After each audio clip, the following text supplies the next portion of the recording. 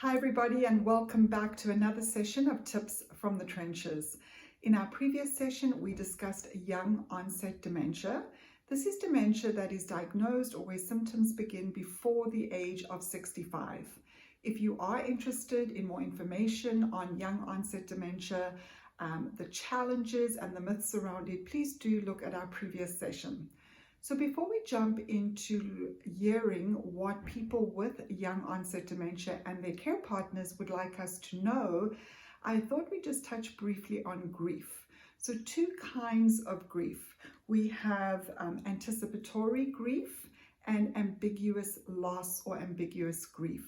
So with anticipatory grief, this is the emotional pain and sadness that arises in advance of an expected loss or death. Whereas with ambiguous loss, it's the confusing feelings of interacting with someone who is no longer fully present mentally, socially, or emotionally. So both the person living with dementia and the care partner can experience anticipatory grief. However, on top of that, the care partner will experience ambiguous loss. And unfortunately, most of these losses are intangible.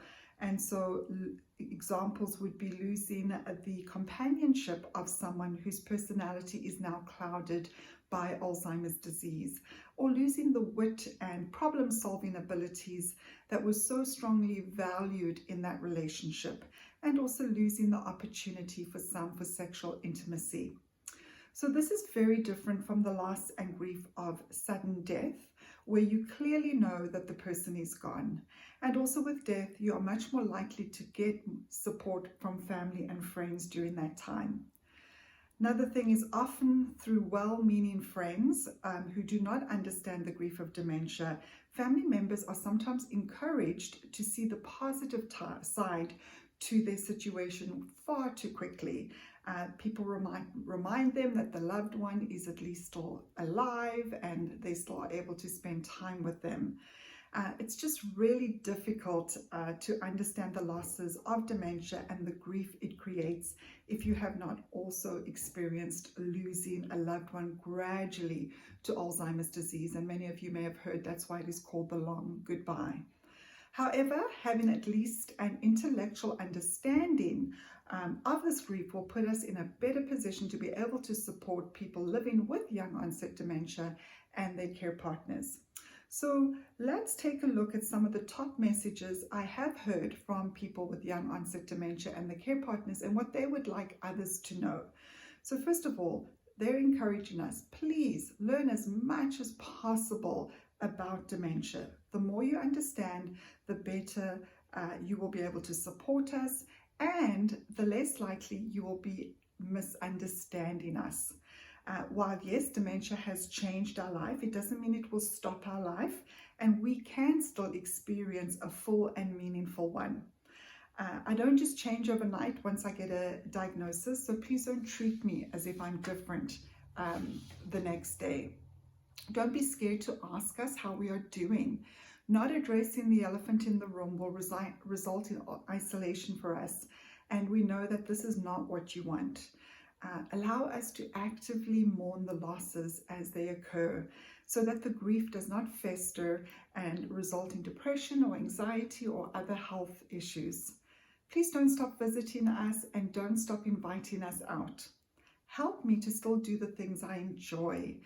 One care partner shared with me that her husband had a great passion for badminton and he was very good at it. He was a coach, he was a player, and his partner, from when her husband first was diagnosed, committed himself to making sure her husband would continue to enjoy badminton. And so he faithfully took him twice a week to the club and they played badminton, and he just kept adjusting things and adapting things so that her husband could feel successful, and this gave him much joy.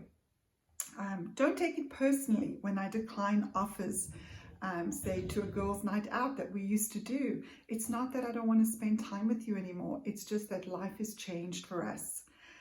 Make it easy for me to get a break and enjoy time out with friends.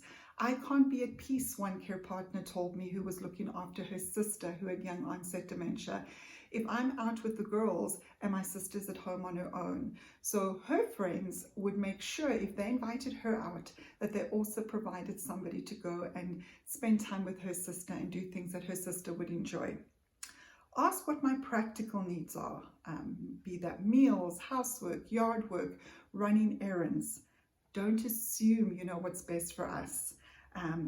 That could be somebody who, maybe you've experienced this where someone's determined that you're going to have a surprise birthday party. Obviously, you don't know about that, but what they do know about you is that you hate surprise birthday parties, and they go ahead, and often it doesn't turn out that well.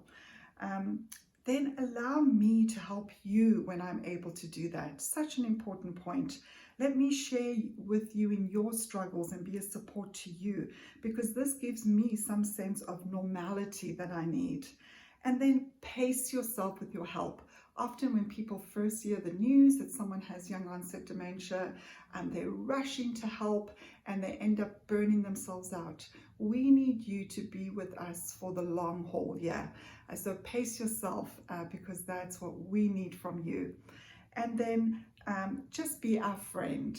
And finally, I'm going to share that wonderful, famous dialogue between Pooh and Piglet to emphasize the point of be our friend and just be there to listen. Today was a difficult day, said Pooh. There was a pause.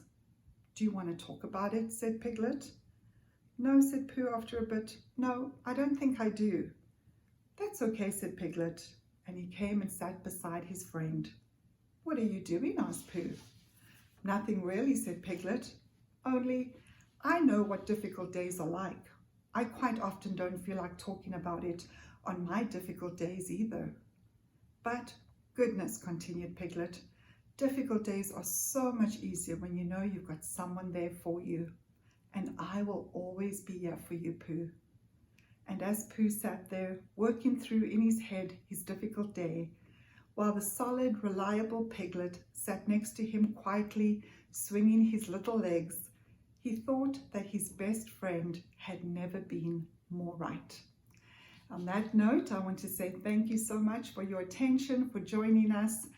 Please do like and share these sessions. And as always, I wish you strength, I wish you peace, and I wish you moments of joy.